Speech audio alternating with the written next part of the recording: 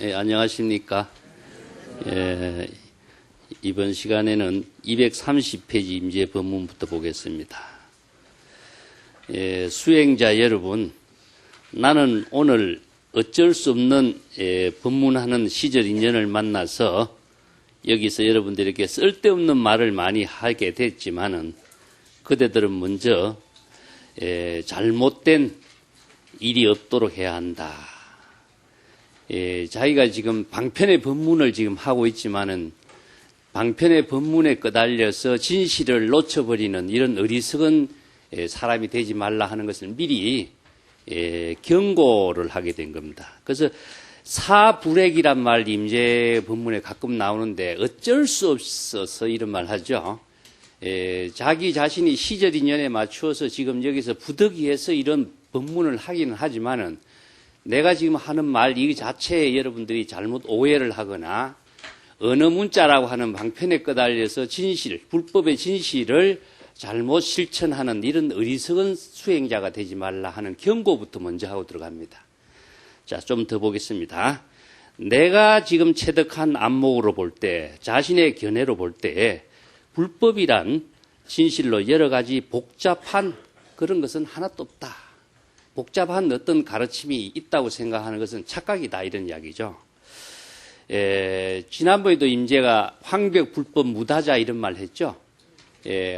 임재 스님이 황벽 스님의 문화에 들어가서 깨달음을 체득하고 난 뒤에 자기가 나온 감탄문이죠. 그래서 이제 그 말이 원래 이런 말을 씁니다. 원래 이건 감탄문입니다. 뭐야 이런 말이죠. 황벽 불법 무다자.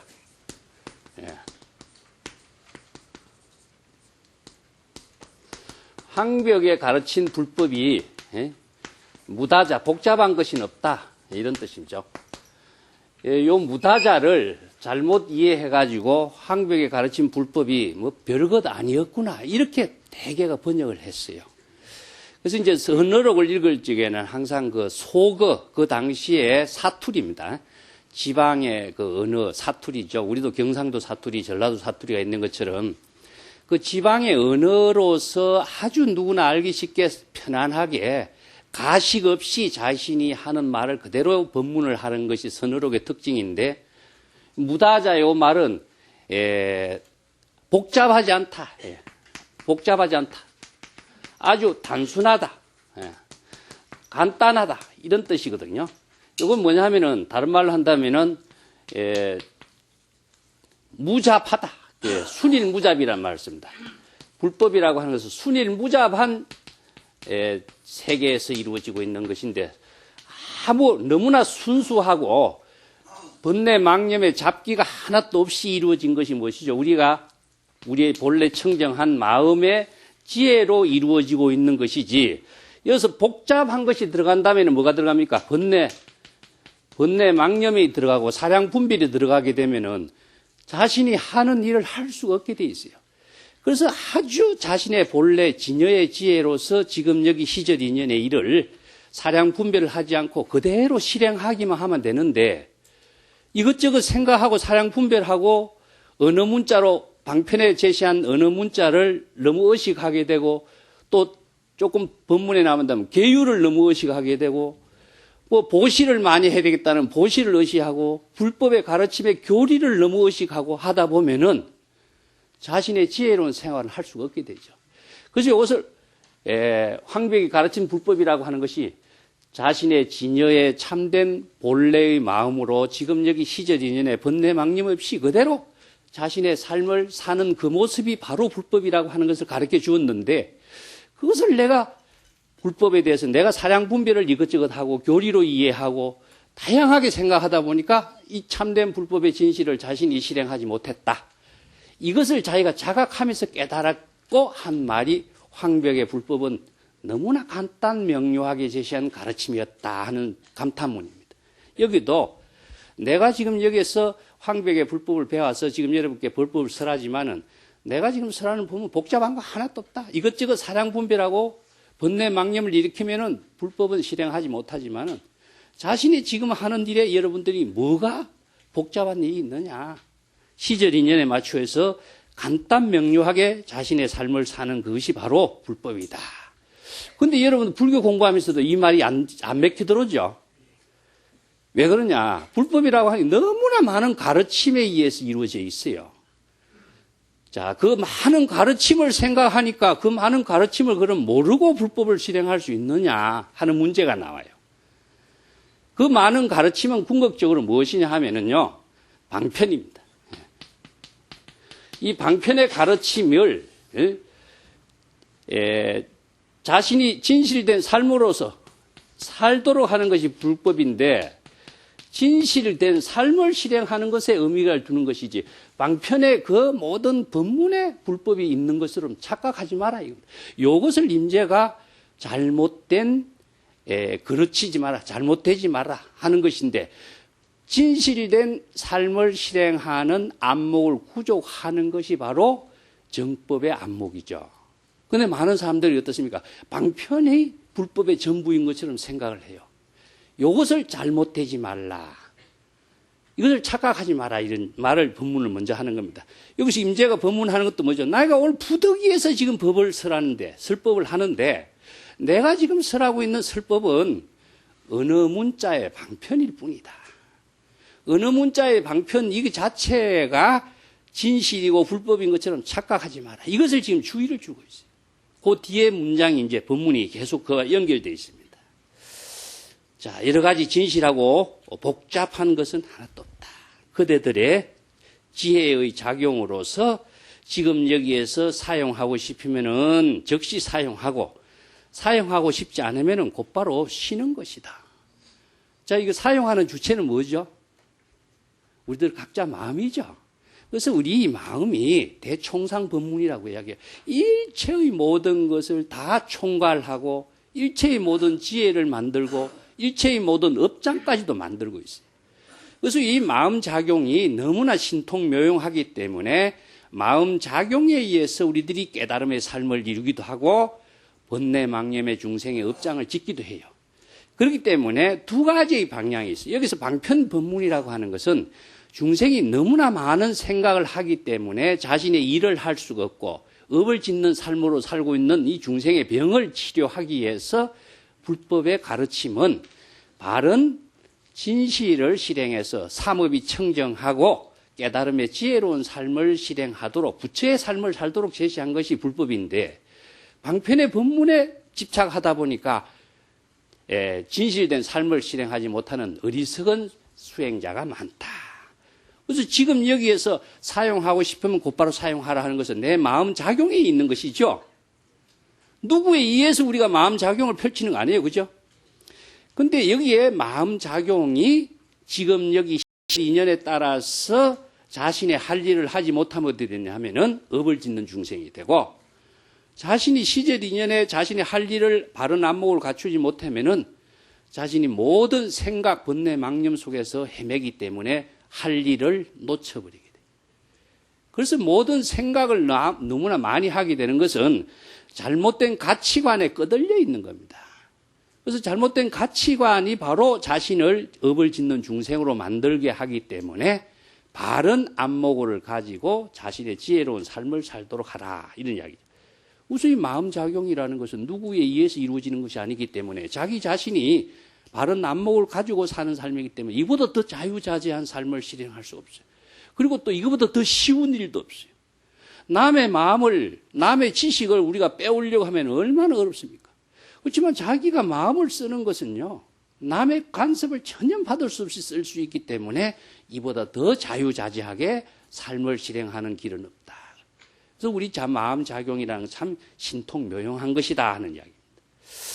자, 예를 들면은 제 방에서 육바라밀의 실천 수행을 하고 또 삼아성지급이라고 하는 긴 세월을 불법을 수행하는 것이 바로 부처를 이루는 불법 수행의 본질이라고 이렇게 설법을 하는 경우가 많다.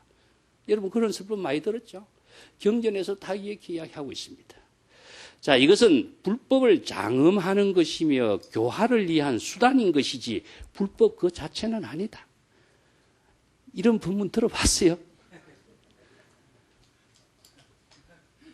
자, 이런 법문 한 사람 드물어요.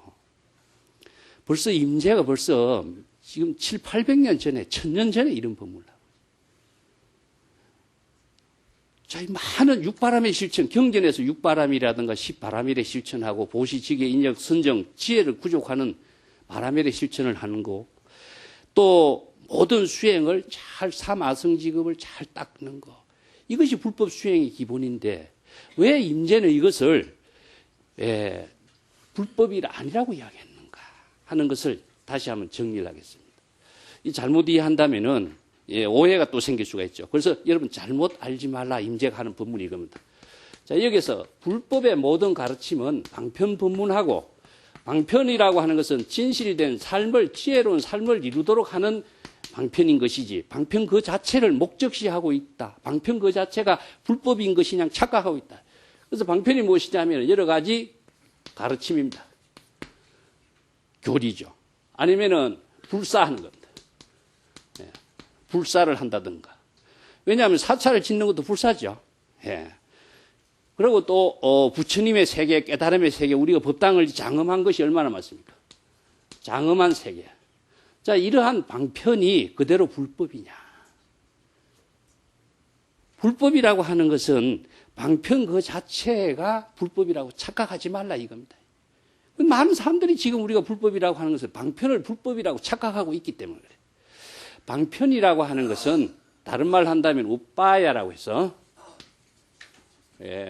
진실된 삶을 이루도록 하게 하는데 방향과 방법을 제시했을 뿐이에요. 자, 다른 말로 내가 항상 자주 하겠습니다. 방향과 방법이다. 어떤 방향이냐면요, 중생의 업을 짓는 방향에서 부처의 지혜를 작용하고 삼업 청정한 삶을 실행하게 하는 방향이고, 또 중생의 업을 지어서 업장의 고통을 받는 그러한 잘못된 길에서 깨달음의 지혜로운 삶을, 진실된 지혜로운 삶을 통해서 불법을 구족해서 공덕을 이루는 삶을 실행하는 방법.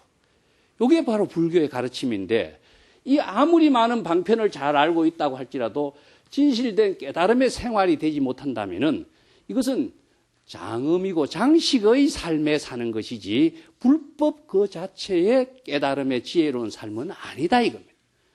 그래서 이걸 임재가 내가 지금 법문을 방편 법문으로 언어 문자를 통해서 하지만은 언어 문자에 불법이 있는 것처럼 착각하지 마라. 참된 깨달음의 생활 그 자체가 불법인 것이지 불사문이라든가 장엄문이라든가 장엄을 하는 그것이 불법의 본질인 것처럼 착각하지 말라는 이야기. 이 많은 불교의 지식을 갖고 있는 것이 그냥 불교를 잘 아는 것이라 하지만 불교를 잘 아는 사람이 사실은 불법을 모르는 사람이에요. 자기 아상에 떨어지고 자기 지식에 교만에 떨어진 사람은 법을 실행하는 사람이 아니고 아상인상에 자신의 존재의식의 가치관에 떨어져 사는 사람일 뿐이다. 그래서 얼마나 많은 방편을 잘못 이해하고 있느냐 하는 겁니다. 그래서 이러한 불법의 모든 가르침이라고 하는 것은 교화를 위한 수단, 방법인 것이지 방편인 것이지 그것이 불법 그 자체가 아니다. 자, 이런 진실을 바로 우리가 이해하도록 지금 쓰라고 있죠. 또한 나의 몸을 청정하게 하고 계율을 잘 지키고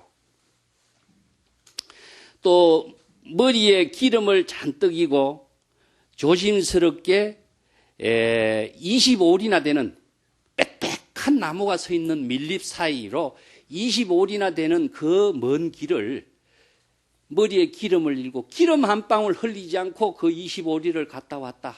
이렇게 청정하고 정확하고 올바르게 불법 수행을 한다고 할지라도 이 사람은 무엇이냐? 불법의 대의를 체득해서 또한 안목을 구족하지 못하면은 이 모두 빚을 지는 것이고 시주의 밥값을 갚아야 하는 날이 반드시 올 것이다. 이런 고사가 어디 나오냐면은 열반경에 나오는 고사인데 얼마나 계율을 청정하게 잘 지키고 불법의 가르침에 맞추어서 청정한 생활을 하는 것을 비유해서 머리에 기름을 일머지고 빽빽한 숲속에 25리를 기름 한 방울 흘리지 않고 갔다 왔다 한다는 거 얼마나 조심스럽게 사는 모습이죠. 이렇게 불법을 정확하게 잘 지키고 수행하고 계율을 잘 지킨다고 할지라도 이것은 무엇이냐? 업을 짓는 중생이다. 여러분 이게 말이 안 되는 소리죠. 직에 청정한 생활이 불법 수행인 것이고 수행의 본질인데 왜 이걸 업을 짓는 중생으로 임재는 이야기할까요? 자, 여기에 대성의 사상은 중심이 무엇이냐 하면은 이 모든 계율의 가르침도 여기에서는요. 자, 교리라든가 계율이라든가 여기에서 또 수행의 여러 가지 가르침이 다 수행이라든가 이것을 다 방편의 법문입니다. 그런데 방편의 법문이라고 하는 것은 방편 그 자체의 목적을 두고 있는 것은 착각이다 이거죠. 착각되지 마라, 그릇되게 하지 말라 하는 것이 안목이 없어서 그래요. 방편을 목적시하고 있는 거죠. 그래서 유마경에 이 계율 이야기가 나와요. 우바리 존자와 그 두 비구의 그 살생과 음행을 범한 두 비구가 우바리 존자를 찾아왔을 적에 내가 살생을 했고 음행을 했는데 어떻게 하면 되겠습니까? 참회를 하라 시키죠. 참회를 정성껏 참회를 시키고 있습니다. 그때 이제 유마거사가 보고 우바리 존자에게 이야기해요.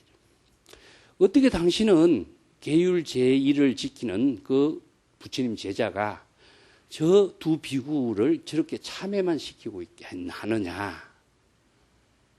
이게 여러분들이 잘못을 저지르면 참회하는 것이 우리의 기본이죠. 참회를 하는 것이 방편이지만은 참회하는 그 생활에서 벗어나지 못하면은 방편에 끄달려서 영원히 방편의 삶에서 얽매여 사는 사람밖에 안 되겠죠. 그래서 어리석은 짓을 가르치고 있다. 죄무자성이라. 천수경이 나오죠. 죄라고 하는 것은 일시적으로 시절 인연에 따라서 잘못되고 안목이 없어서 무명업식에 따라서 죄를 지었지만은 죄 그 자체의 본성이라고 하는 건 없어요. 죄의 본성이 있다고 한다면은 죄의 본성에서 우리가 속박돼서 영원히 벗어날 수 없지만은 죄의 본성이 없다라고 하는 정법의 안목, 불법의 안목을 구족했기 때문에 죄를 지은 잘못의 업장 그 자체는 있지만은 거기에서 바른 불법의 지혜로 공덕행을 이루어서 삼업청정행으로 자신의 삶을 실행했을 때 일체의 업장에서 소멸시키는 힘을 발휘할 수가 있는데 죄의식에 끊임없이 죄의식에 빠지게 만들면 어떻게 됩니까? 죄의식에 속박되어서 이 사람은 영원히 죄의식에서 벗어날 수가 없어요. 이런 문제가 우리가 참불가 할 적에 여러분 나왔습니다. 참불가. 옛 인연을 이어서 새 인연을 맺도록 그러죠. 이어서 하는 말이 불법 사상에 맞느냐? 내가 그랬죠, 전에. 옛 인연을 잊고서 새 인연을 맺어야 돼. 옛 인연을 이어서 하면은 그 옛 인연에 얽매여서 내가 영원히 해탈할 수가 없어. 새로운 법문을 듣는 것은 모든 지난날의 잘못된 중생의 업장을 소멸시키고 불법의 바른 안목을 구조했을 때는 모든 과거의 업장을 소멸시킬 수 있는 지혜가 지금 발휘되도록 하는 것이 법문을 듣는 의미인데 옛 인연을 이어서 속박되어서 새 인연을 어떻게 맺어요? 이게 바로 불법의 참불가 하나에도 나타나. 그래서 과거의 모든 것을 지나간 것은 잊어버려야 돼요. 그래서 과거심도 없고 미래심도 없고 현재심도 없는데 있다고 생각하는 건 뭡니까? 죄의식이라고 하는 것은 뭐죠? 있다고 생각하는 거죠. 그러면 있다고 생각하는 죄의식에서 벗어나지 못하는데 어떻게 지금 여기에 청정하고 불법의 지혜로 공덕행을 실행하는 삶을 우리가 이룰 수가 있어요. 이때 방편의 언어가 우리가 진실된 삶을 살게 하기 위한 방향과 방법이지만은 방향과 방법에 얽매여져 있으면 어떻게 됩니까? 진실된 삶을 살 수가 없어요. 이 계율 생활을 잘 한다라고 하는 것은 계율에 얽매여 사는 것이 잘 하는 게 아니에요. 그러면 계율의 모든 정신을 자신의 지혜로운 삶으로 만드는 것이 계율을 잘 지키는 것이고 잘 사는 계율 생활을 하는 것이지. 계율에 속박되어 갖고 계율을 잘 지킨다? 계율에 속박된 업을 짓는 중생이다. 임재의 분문이 여기서 나오죠. 이게 바른 안목이 없으면 뭡니까? 우리가 모든 하는 행동 하나하나가 불사 하나하나가 다 업을 짓는 삶으로 연결된 것이 삼업청정행으로 삼지 못해요. 그 때문에 의식의 모든 의식의 사량 분별의 사고가 계율이나 불사나 방편의 법문이나 부처님의 가르침의 법문이나 선성의 법문이 의식에 남아있으면 자신의 생활하는 게 아니에요. 의식에 속박된 생활은 되고 업을 짓는 생활은 돼도 자신이 업을 소멸하고 삼업을 청정하게 하고 공덕행을 이루는 불법의 지혜로운 생활은 될 수가 없다. 이 때문에 임재가 육바라밀 행을 수행을 하고 계율을 잘 지키고 이런 것은 불법을 장엄하고 교화하는 방편의 법문이지 불법 그 자체의 삶은 아니다. 이해를 하십니까? 네. 예. 그래서 나의 몸을 청결하고 계율을 잘 지키고 기름을 머리 위에 고 조심스럽게 수행을 지키는 대로 시키는 대로 계율의 방편의 법문대로 그대로 할지라도 업을 짓는 거다. 여기서 중요한 것이 뭡니까? 안목이 구족돼야 된다. 예. 그래서 우리가 불교에서는 안목이라든가 지혜라든가 이 방편을 진실이 된 삶으로 실행할 수 있는 것은 독자적인 안목이 있어야 돼요. 안목이 없는 사람은 삼업 청정행을 할 수가 없습니다. 삼업이 청정한 삶이 행이 되어야 이게 바로 업장이 소멸되는 삶이 되고 업장이 소멸되어야 일체의 생사윤회의 고통에서 벗어나고 자신이 지혜로운 삶이 되고 공덕행을 실행하는 공덕행을 회양하는 보살이 되는 것이지 업을 짓는 중생이 되어서 어떻게 공덕행을 이루고 불보살도의 삶을 실행하겠느냐. 바른 안목이 없으면 업을 짓는 중생에서 벗어나지 못한다는 이야기입니다. 그래서 도안을 밝히지 못하면 정법의 안목을 밝히지 못하면 그래서 안목을 구족하는 법문을 지금 하게 한 거죠. 어째서 그러냐 하는 이유를 밝히고 있습니다. 출가에서 불법의 도리를 지혜로운 삶을 이룰 수 있는 그 안목을 구족하지 못하면 통달하지 못하면 다시 몸을 바꾸어서 신자의 보시를 되갚는다. 시주한 장자가 81살이 돼서 나무에 버섯이 나지 않았다고 전하고 있지 않느냐 이런 이야기. 이 이야기는 어디 나오냐면 보림전에 나오는데요. 서천의 15조 그 가나제바 존자가 인도를 갔을 적에 어떤 그 장자, 부잣집에 들어갔어요. 이 장자가 불법을 잘 받들어 많은 수행자가 수행을 잘 할 수 있도록 보시를 많이 했어요. 어느 큰 스님을 이렇게 봉양을 잘했습니다. 그런데 이 큰 스님이 바른 안목을 구족하는 수행을 하지 못하고 청정한 생활만 했어요. 그래서 죽고 난 뒤에 이 큰 스님이 시주의 은혜의 빚을 갖게 되기 위해서 장자의 집에 나무에 버섯이 되어서 79살에서 81살까지 3년 동안 장자의 버섯 공양을 하는 것으로 시주의 은혜를 대갚았다 하는 이런 이야기가 있어요. 그래서 우리가 스님들은 무엇이냐 두 가지 일이 있어요. 내가 경제활동을 하지 않기 때문에 요즘엔 다릅니다만 옛날에는 처음부터 스님들이 경제활동을 하지 않기 때문에 시주의 은혜를 받고 살았죠. 두 번째는 시주의 은혜를 갖기 위해서 첫 번째 해야 할 일은 무엇이냐. 청정한 가난한 청빈의 생활을 해야 되는 것이고 두 번째는 사유와 명상을 통해서 불법의 안목을 구족하는 것이고 세 번째는 법을 설하는 것. 이 세 가지가 이제 출가인들의 기본적인 행위죠. 근데 안목을 구족하지 못하고 바른 법을 설하지 못한다면은 그 시주의 은혜를 갚지 못하는 빚으로서 남게 되겠죠. 그래서 이런 이야기를 지금 장자의 집에 버섯으로 자기가 받은 시주의 은혜를 되갚는 이야기가 있지 않느냐. 이게 임재가 지금 출가한 제자들에게 지금 설법을 하기 때문에 이런 이야기를 하는 겁니다. 시주의 은혜를 무섭게 생각해라. 바른 법을 설하고 바른 안목을 구족해서 모든 중생들이 다 청정하고 일체의 업장을 소멸하는 안목을 갖춘 삶을 되도록 설법을 해야 되는데 시주의 은혜만 받고 자기 자신도 구제하지 못한 중생이 되어서야 어떻게 시주의 은혜를 갚을 수가 있느냐. 정말 시주의 은혜를 무섭게 생각해야 된다. 이런 이야기를 지금 하고 있는 겁니다. 그 뒷장 또 넘어가겠습니다. 같이 연결된 법문이기 때문입니다. 233페이지 보세요. 또한 깊은 산중에 암자에서 홀로 지내고, 수행자들이 아란야라고 하는 암자에 혼자 지내죠, 보통. 깊은 산중에 암자에서 홀로 지내고, 하루에 한 끼 식사만 하면서 계율을 잘 지키고, 일종씩 하는 것을 말해요. 그래서 오불식을 하는 거죠.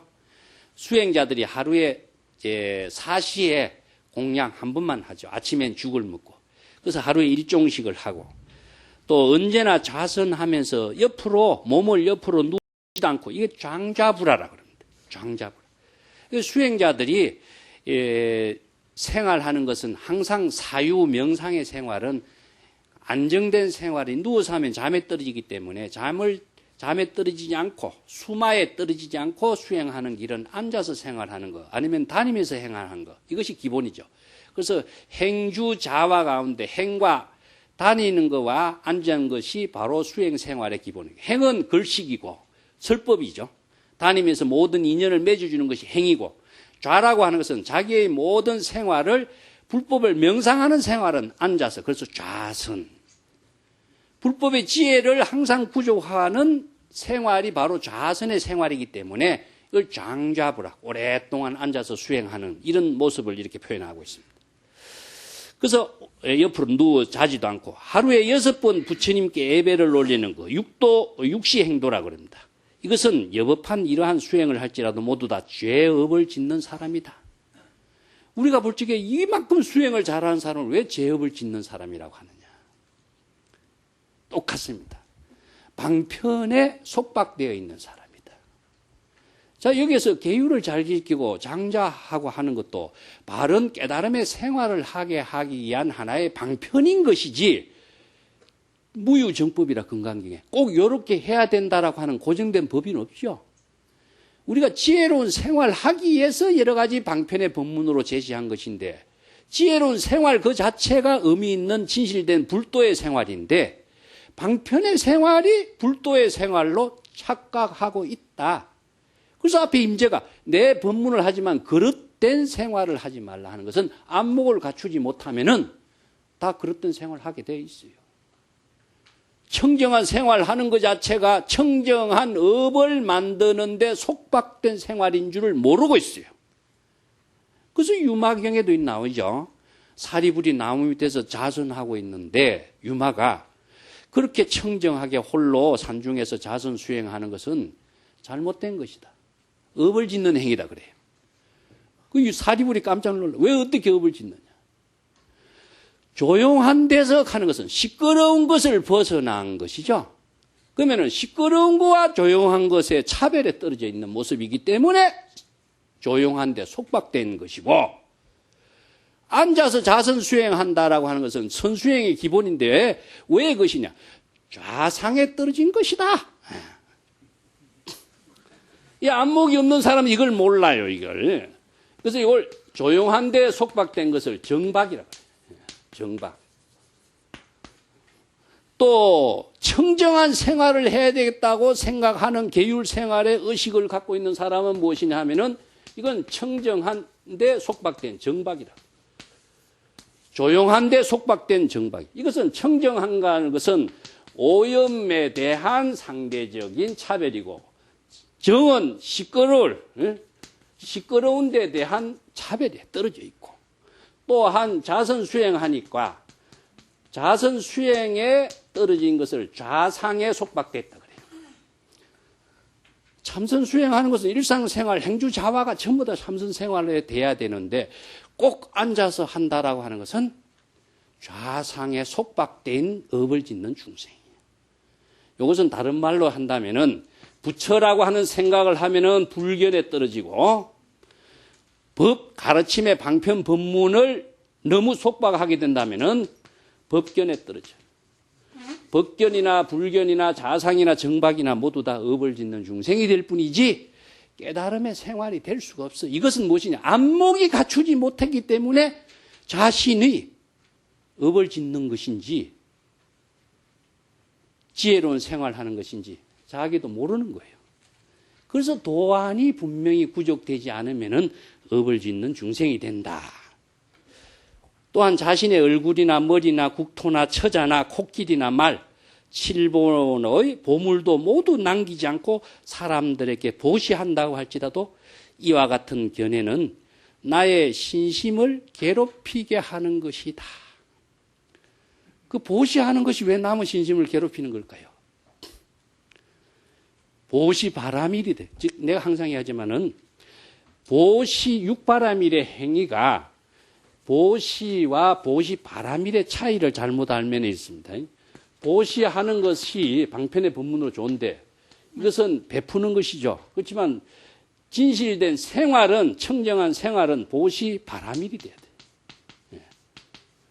보시 바라밀이 되어야 자신이 삼업 청정한 업이 소멸되는 것이 되는데 보시행을 하면은 업을 짓는 것으로서 떨어져요. 그래서 불법의 진실된 삶은 바라밀이라고 하는 것은 삼업이 청정한 삶을 통해서 이루어지는 것이지 형식적인 생활 속에서 이루어지지 않는 거예요. 그래서 유명한 그 양무제하고 달마의 대화가 이 이야기를 하고 있어요. 양무제가 불사를 위해서 수없이 많은 돈을, 국가의 재정에 돈을 쓰고 불사를 하고 또 스님들 출가하고 경전을 많이 보급을 하고 했죠. 그러니까 달마가 그 공덕 있는 일이 아니다. 무공덕이라 그랬어요. 그래서 보시하는 일은 사실은 복을 짓는 일이 되는 것인데 보시가 공덕이 되게 하기 위해서는 바라밀의 실천이 돼야 공덕이 돼요. 왜 그럴까 하면은요.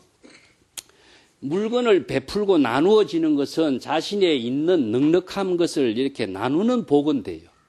그래서 복덕을 구족하는 것은 되지만은 바라밀의 실천이라는 것은 삼업이 청정하게 되기 때문에 자취가 남아 있어서는 안 돼.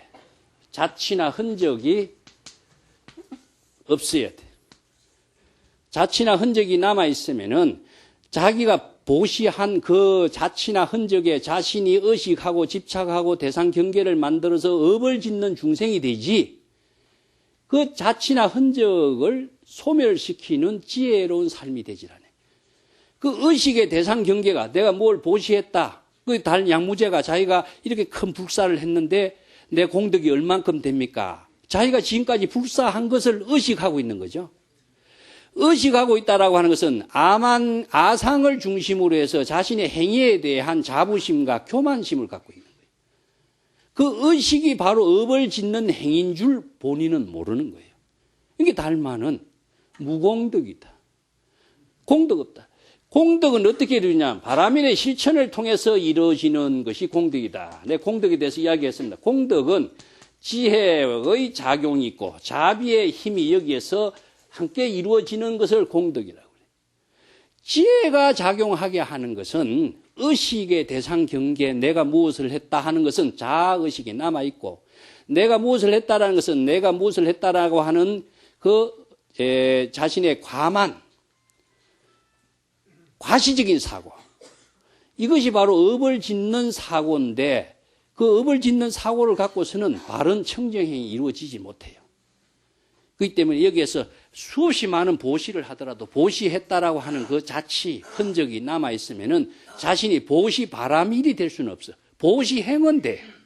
보시 바라밀행은 안 돼. 이게 보시행을 하는 것 자체는 업을 짓는 것밖에 안 된다.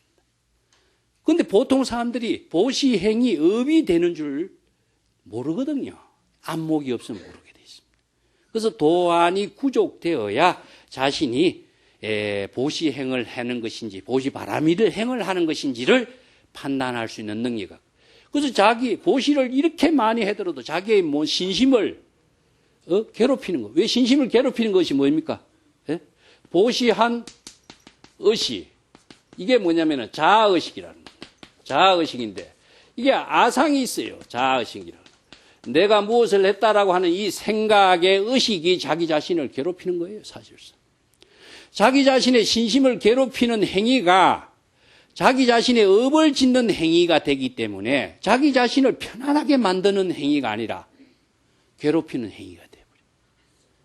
이게 보시를 해도 보시했다라고 하는 의식이 남아있는 것은 보시가 아니에요. 이것은 보시를 누구를 위해서 보시를 했느냐. 남을 위해서 했다고 생각하죠? 양무제도 지금 내가 이렇게 불교를 위해서, 불법을 위해서, 국민을 위해서 이렇게 내가 큰 불사를 했는데, 누구를 위해서라고 하는 것은 무엇이죠? 내가 항상 이야기했지만은, 예? 위해서는 뭡니까? 목적의식이 남아있죠. 아상의 업을 짓는 모습이 위해서라고 하는 사고예요. 그래서 누구를 위해서 뭘 한 것처럼 대단하게 이야기하지만은 아상이 높은 사람이다라고 보면 돼요. 이 불법을 모르는 사람이에요. 그건 위해서 하는 일은 좋지만은 그것은 업을 짓는 행위일 뿐이다. 그 불법의 안목을 갖춘 사람은 누구를 위해서 하는 거 아닙니다. 그건 내가 항상 위해서는 반대말이 뭐죠? 원력행위다 그랬죠? 원력행위입니다. 누구를 위해서 하는 것이 아니라 자기 자신의 삶을, 보살도의 삶을, 삼업청정한 공덕행위의 삶을 실현하기 위해서 원력행을 하는 사람이 되는 것이 불법이지, 남을 좀 도와주는 것처럼 누구를 위해서 기도합시다. 그게 불법입니까? 위에서는 이거는 목적의식에 떨어지고 업을 짓는 중생이 되는 길밖에 안 돼요. 자신의 원력행을 실현하는 삶을, 자신의 삼업청정하고 공덕행을 이루는 보살도의 삶을 실현하는 길은 원력밖에 없습니다. 원력은 자기 자신의 위대한 생명을 지혜로 작용하게 하는 힘, 그걸 말해요. 우리가 누구를 위해서 한다고 그 위한다는 힘이 어디까지 가겠어요? 업을 짓는 행위로서는 이루어지지만은 공덕을 이루는 삶은 되질 않습니다. 그렇기 때문에 자기 자신의 신심만 괴롭혀. 내가 누구를 도와주는데 저놈이 나한테 이렇게 할 수가 있는가? 내가 누구를 저렇게 했는데 제가 왜 이렇게 하는가? 전부 다 신심만 괴롭히는 일이 돼요. 그 의식을 갖고 있는 것은 누구를 도와주고 자기가 더 업을 짓는 중생이 되겠죠. 자기를 더 괴롭혀. 이게 불법을 모르는 사람은 업을 짓는 행위에서 벗어나지 못한다. 그렇기 때문에 도리어 내세의 나쁜 가보를 초래하게 되고, 업장을 지니까 번뇌망념의 일 없이 순이라고 혼잡스러지 않게 지내는 것만 못하다. 번뇌망념의 일이 없다 하는 것은 삼업청정하게 지금 여기 자신의 일에 사량분별하지 않고 시절 인연에 따른 자신의 원력행의 삶을 실행하는 길, 이게 얼마나 간단 명료합니까? 자, 사량분별하면 복잡해지죠. 자신의 본래 심으로 진여의 지혜로 사는 것만큼 간단 명료하고 단순하게 살고 시절 인연에 자신의 원력행의 삶을 실현하는 게 이 길밖에 없어요. 그런데 복잡하게 생각하면은 이 일을 할 수가 없다. 그래서 뭐 공양한다. 소신공양에 대해서 내가 이야기했습니다. 소신공양. 몸을 태워서 공양하는 이야기가 법화경에 나와요. 야광보살 본사품에 나오는데, 제가 처음 공부할 적에는 정말 이것이 위대한 공양이라고 생각했어요. 저도. 불법을 공부하니까 이 경전에 방편의 어느 문자가 착각을 하게 된다면 그 말대로 따르게 되면 어떻게 되냐. 진짜 몸을 태워서 공양하려고 하는 사람이 나올 거예요. 그 대표적인 것이 뭐냐. 손을 태우고 연비 공양이라든가 이런 것이 나온 거예요. 불법에 의한 진정한 공양은 이 육신을 태워서 공양하는 것이 아니라 아상인상을, 육신을 태워서 아상인상을 다 비우는 것처럼 해서 공양하라는 이야기입니다. 공양의 주체가 난데 내가 육체를 함께를 통해서 우리의 지혜로운 삶을 실행하고 보살도의 삶을 실행하고 법을 설해서 일체 중생을 구제하는 삶을 이루는데 내 몸이 없는데 어떻게 보살도의 삶을 이룰 수가 있겠어요? 그래서 내가 불법을 모를 적에는 이게 훌륭한 공양이다 생각했지만 그 공양이 아니라 아상인상을 태운다. 아상인상을 태워 죽인다 이런 말씀입니다. 그래서 이게 임명종시란 말하고 정토기에서 같은 말을 썼는데, 몸을 태운다라고 하는 것은요, 아상인상을 태운다는 이야기입니다. 진짜 몸을, 그 방편법문을 잘못 이해하면은 진짜 몸을 태워서 공양하는 것이 진정한 공양이고 훌륭한 공양이라고 착각할 거 아닙니까? 그래서 어느 문자에 의지하지 말고 법에 의거해라. 사람의 말에 의거하지 말고 법에 의거하여라. 이 얼마나 강조하는 말인데도 방편의 언어 문자에 속박되어서 진실된 깨달음의 삶을 실현하지 못하고 자기 자신을 죽인다. 업을 짓는 중생의 삶에 되게 한다. 이런 잘못된 길에 착각하지 말라. 이걸 임재가 처음부터 법문하는 겁니다. 자, 또한 십지의 수행을 원만히 완성한 보살이 이러한 수행자의 종적, 자취나 흔적을 찾아보아도 찾아볼 수가 없다. 이게 보살도의 실천에서 십지라고 하는 것은 아비발치라고 해서 불태전의 경지라고 합니다. 그래서 십지, 십신, 십주, 십행, 십회양을 지나서 십지가 들어가는데 십지의 보살은 성자의 경지라 그래요. 성자의 경지에 들기 때문에 법신보살이라고 합니다. 그래서 신심이 불태전하고 깨달음의 삶이 나아가지 후퇴하지 않는 그 수행의 단계의 경지를 십지보살이라고 하는데 이 십지보살은 성자예요. 그래서 십지에서부터 등각, 묘각, 이 깨달음의 그 부처의 지혜로운 삶이 성자로서의 불교에서는 수행의 단계를 이렇게 나누고 있죠. 십지보살도 지금 여기 무심의 지혜로운 삶을 사는 이 깨달음의 삶을 사는 수행자의 흔적과 자취를 찾아볼 수가 없다. 자, 요 말이 참 불교 수행에서 이제 많이 쓰이는데, 요와 비슷한 이야기로 이제 수보리가 자선을 하고 있는데, 제석천이 꽃비를 내려줘요. 야, 정말 훌륭한 수행을 하고 있다. 일체 공의 실천, 즉 아상인상을 다 비우고 일체의 모든 사량분별을 청정한 수행자로서 수보리를 공의 실천자로서 제일 꼽습니다. 그래서 훌륭한 수행을 하니까 제석천이 꽃비를 내려주는 거예요. 그리고 사조도신을 만나기 전에 우두법륜이라고 하는 스님이 산중에서 깊이 수행을 하고 있어요. 우두법륜. 산중에서 자선 수행을 하니까 새는 꽃을 짐승들은 뭐 열매를 갖고 와서 이렇게 공양을 했다 이런 이야기예요. 그런데 사조도신의 법문을 듣고 난 뒤부터는 이 공양이 끊어져 버려요. 자, 여기 수보리가 참선 수행을 하고 있는데 제석천이 꽃비를 내려줬다 하는 것은 무엇이냐 하면은 수보리가 아무리 청정한 수행을 하더라도 자선하고 있는 자취나 흔적이 제석천 눈에 보였기 때문에 공양이 들어갔어요. 근데 우두법령이 맨 처음에 참선 수행했을 적에 새나 짐승들이 공양을 올린 것은 청정한 모습이 보였기 때문에 모든 이류의 중생도 공양을 올렸는데 사조도신의 법문을 듣고 나서부터는 이류 중생의 눈에 자취나 흔적과 모습이 드러나지 않기 때문에 공양의 대상이 경계가 끊어져 버려요. 어느 것이 훌륭합니까? 자취나 흔적이 있으면은 보여주는 경지의 수행이지 진정한 불도의 수행, 삼업청정한 수행은 아니에요. 보여지는 것, 남에게 아상인상을 갖고 보여주는 수행이 진정한 수행이라고 착각하지 말라. 자취나 흔적이 남아있는 수행은 업을 짓는 삶이지 진정한 불도의 수행은 아니야. 이걸 이렇게 이야기해.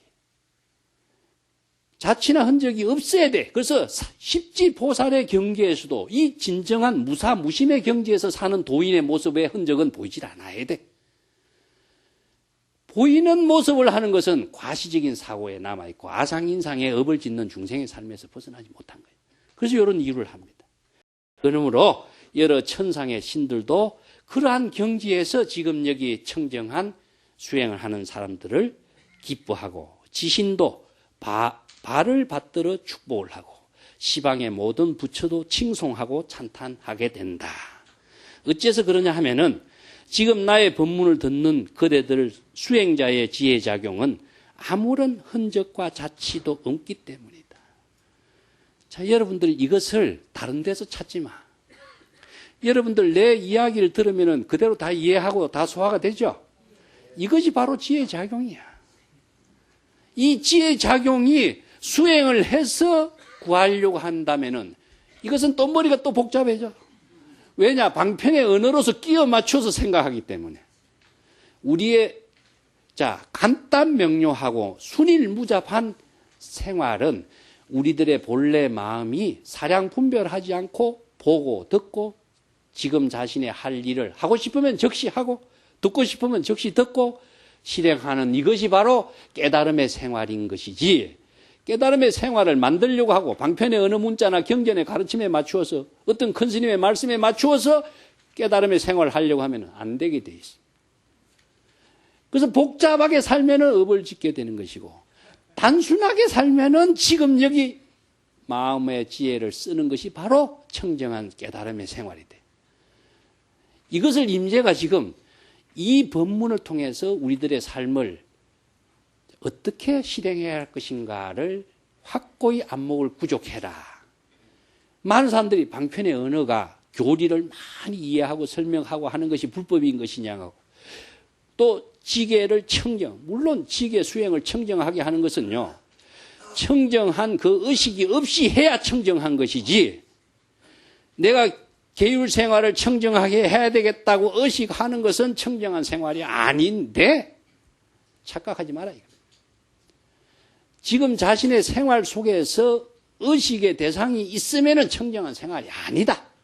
바로 지금 보고 듣고 자신의 삶을 지혜로 작용하는 이것이 바로 청정한 불법의 지혜로운 생활이다. 바른 안목을 구족한 사람은 이런 삶을 살아야 자치나 흔적이 없이 삼업 청정한 삶을 공덕행을 이룬다. 자, 오늘 이야기 마치겠습니다.